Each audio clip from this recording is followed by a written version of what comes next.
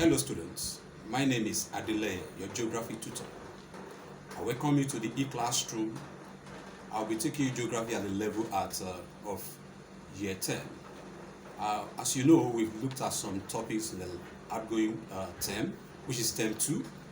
So we're looking at a particular topic out of some of the topics we'll discuss. So today precisely we'll be discussing weathering. Remember very well, we look at this for almost close to 2 weeks. So I'm going to do a review of this particular topic. So what is weathering? We'll be looking at weathering, the definition of weathering, as well as the types of weathering. So I'll start with the definition of weathering. Weathering, as you know, is the gradual breaking down of rocks. Weathering has to do with what the disintegration of rocks. Weathering has to do with what the decomposition of rocks, as well as what the decaying of rocks. Rocks, no matter how hard they may be, they definitely one day will begin to break down.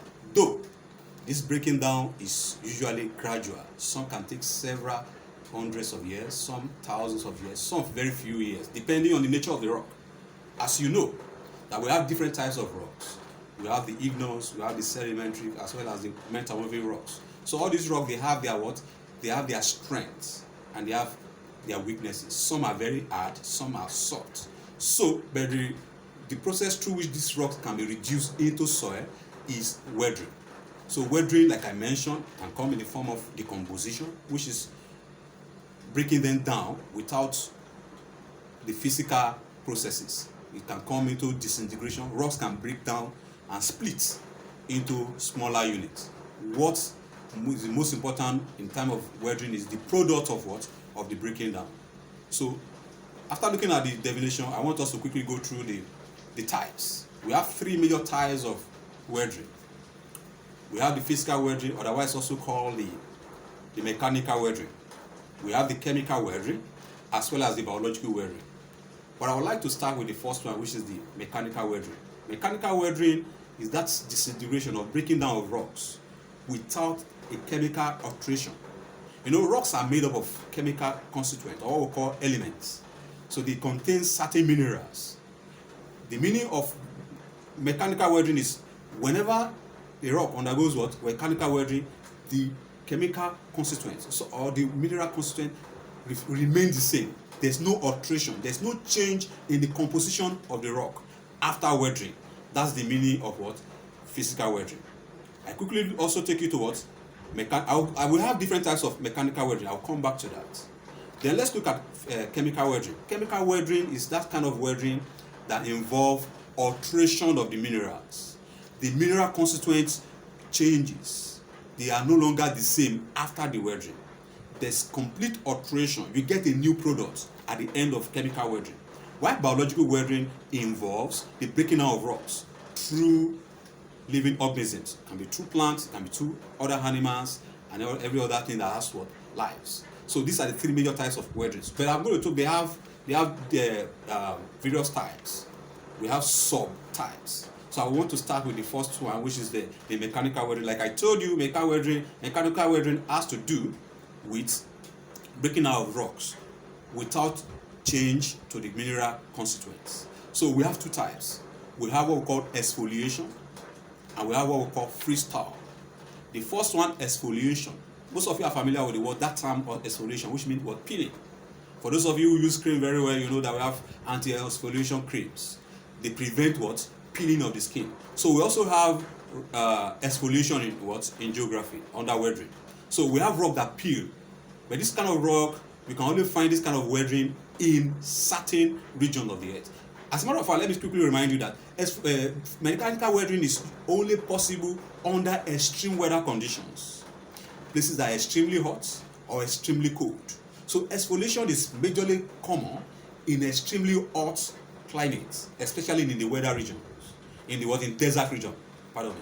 So in desert region, it's very possible to have exfoliation, especially when you have rock exposed to direct sun heating. And when they are exposed to direct sun heating, no vegetation cover, they get swell, they expand, especially during the day. As you know, in our previous classes, I told you that the desert is usually very hot at day and extremely cold at night. So because of this, rocks expand during the day, and at night they contract. So if this happen over a long period of time, repeated contraction and expansion will force the rock to swell, and over time they start peeling like the back of onions. So we have that process is called exfoliation under mechanical weathering. The other one is freeze-thaw. Freeze-thaw is also common in extreme weather conditions where the temperature is extremely cold. When temperatures are very cold, sometimes especially during the summer when you have some little water, if those water find their way into cracks of rocks, they find their way into cracks of rock, and when the temperature cools down, they expand. And as they expand, they try to pull the rock apart. So the force of the pressure of the frozen ice will begin to tear the rock gradually, and before you know, over time, this don't happen overnight. Over time, over a long period of time, the rock will shatter. Like I told you, explanation, the rock peel.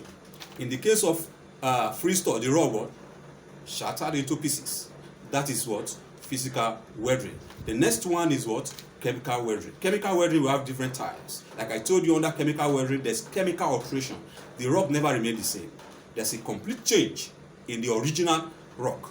You now have a new product after the weathering. So what happened is that this rock change, you have a new product, you have a new color, you have a new texture. So many things change after freeze-thaw. So the first one we are looking at is oxidation. What is oxidation? Oxidation is the addition of oxygen. You know, oxygen is present in the atmosphere, they are present in the water. So chemical weathering is very common in humid environments.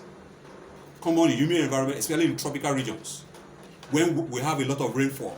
So rainfall, the water contains oxygen, the atmosphere contains oxygen. So when this water and the air find their way into rock, over time they infiltrate those rock and they do alteration.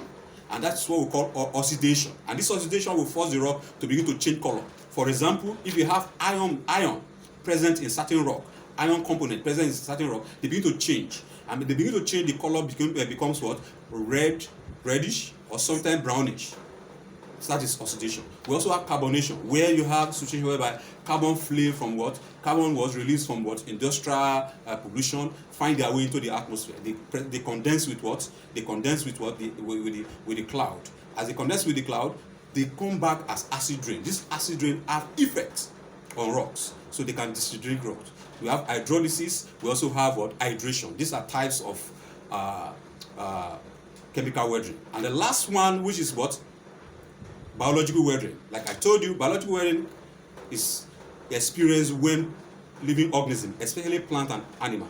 When plants begin to grow around rocks, the root of those plants begin to find their way in between cracks. And as they find their way in between cracks of rock, they begin to pull them apart. Over time, what happens is that the rock begin to disintegrate. The same thing happens with rodents and other animals. Earthworm, they burrow into the earth. And as they burrow into the earth, they allow room for aeration. And this aeration permits They permit oxygen to enter, water can enter. So biological weathering is a combination, is a mixture of both physical and chemical weathering put together. So they aid biological weathering. We are coming to the end of the class now.